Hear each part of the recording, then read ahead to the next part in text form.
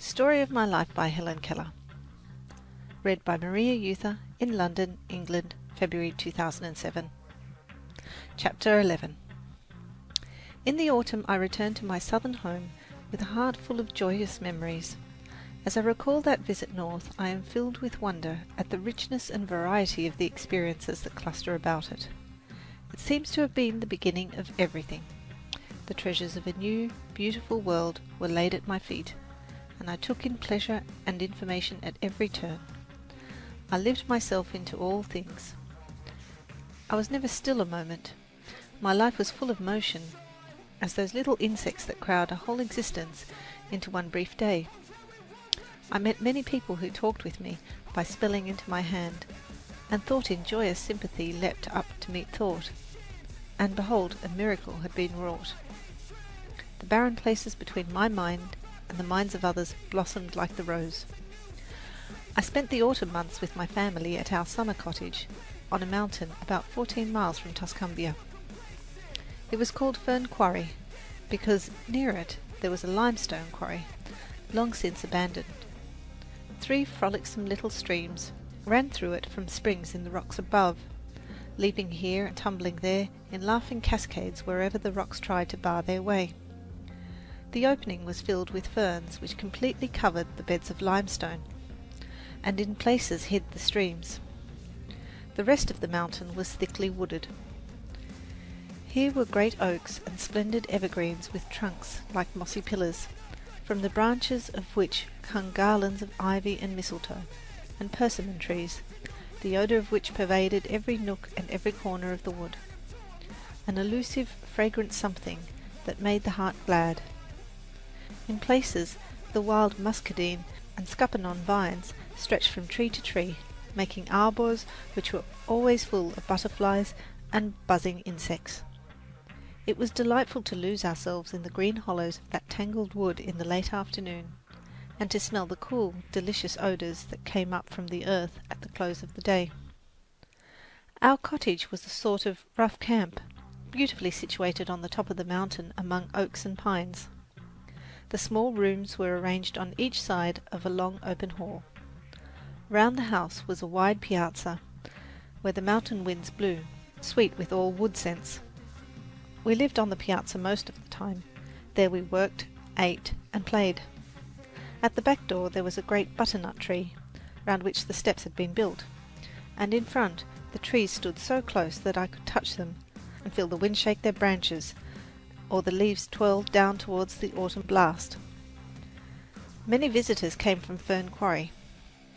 In the evening, by the campfire, the men played cards and whiled away the hours in talk and sport. They told stories of their wonderful feats of fowl, fish, and quadruped, how many wild ducks and turkeys they had shot, what savage trout they had caught, and how they had bagged the craftiest foxes, outwitted the most clever possums, and overtaken the fleetest deer, until I thought that surely the lion, the tiger, the bear, and the rest of the wild tribe would not be able to stand before these wily hunters. "Tomorrow to the chase!" was their good-night shout, as the circle of merry friends broke up for the night. The men slept in the hall outside our door, and I could feel the deep breathing of the dogs and the hunters as they lay on their improvised beds. At dawn I was awakened by the smell of coffee, the rattling of guns, and the heavy footsteps of the men as they strode about, promising themselves the greatest luck of the season. I could also feel the stamping of the horses, which they had ridden out from town and hitched under the trees, where they stood all night, neighing loudly, impatient to be off. At last the men mounted, and, as they say in the old songs, away went the steeds with bridles ringing and whips cracking and hounds racing ahead, and away went the champion hunters with hark and whoop and wild halloo. Later in the morning we made preparations for a barbecue. A fire was kindled at the bottom of a deep hole in the ground. Big sticks were laid crosswise at the top, and meat was hung from them and turned on spits. Around the fire squatted negroes, driving away the flies with long branches. The savoury odour of the meat made me hungry long before the tables were set.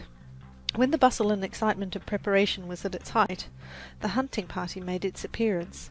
struggling in by twos and threes, the men hot and weary, the horses covered with foam, and the jaded hounds panting and dejected, and not a single kill. Every man declared that he had seen at least one deer, and that the animal had come very close, but however hotly the dogs might pursue the game, however well the guns might be aimed, at the snap of the trigger there was not a deer in sight. They had been as fortunate as the little boy who said he came very near seeing a rabbit. He saw his tracks. The party soon forgot its disappointment, however, and we sat down, not to venison, but to a tamer feast of veal and roast pig. One summer I had my pony at Fern Quarry. I called him Black Beauty, as I had just read the book, and he assembled his namesake in every way, from his glossy black coat to the white star on his forehead. I spent many of my happiest hours on his back. Occasionally, when it was quite safe, my teacher would let go of the leading rein, and the pony sauntered on or stopped at his sweet will to eat grass or nibble the leaves of the trees that grew beside the narrow trail. On mornings when I did not care for the ride, my teacher and I would start after breakfast for a ramble in the woods, and allow ourselves to get lost amid the trees and vines, with no road to follow except the paths made by cows and horses. Frequently we came upon impassable thickets which had forced us to take a roundabout way. We always returned to the cottage with armfuls of laurel, goldenrod, ferns, and gorgeous swamp flowers such as grow only in the south. Sometimes I would go with Mildred and my little cousins to gather persimmons. I did not eat them, but I loved their fragrance, and enjoyed hunting for them in the leaves and grass. We also went nutting, and I helped them open the chestnut burrs and break the shells of hickory nuts and walnuts, the big sweet walnuts. At the foot of the mountain there was a railroad, and the children watched the trains whiz by. Sometimes a terrific whistle brought us to the steps, and Mildred told me in great excitement that a cow or a horse had strayed on the track. About a mile distant there was a trestle spanning a deep gorge. It was very difficult to walk over. The ties were wide apart, and so narrow that one felt as if one were walking on knives. I had never crossed it until one day Mildred, Miss Sullivan and I were lost in the woods and wandered for hours without finding a path. Suddenly Mildred pointed with her little hand and exclaimed, "There's the trestle!" We would have taken any way rather than this, but it was late and growing dark, and the trestle was the short cut home. I had to feel for the rails with my toe, but I was not afraid, and got on very well until all at once there came a faint puff-puff from the distance. "I see the train!" cried Mildred, and in another minute it would have been upon us had we not climbed down on the cross braces while it rushed over our heads. I felt the hot breath from the engine on my face, and the smoke and ashes almost choked us.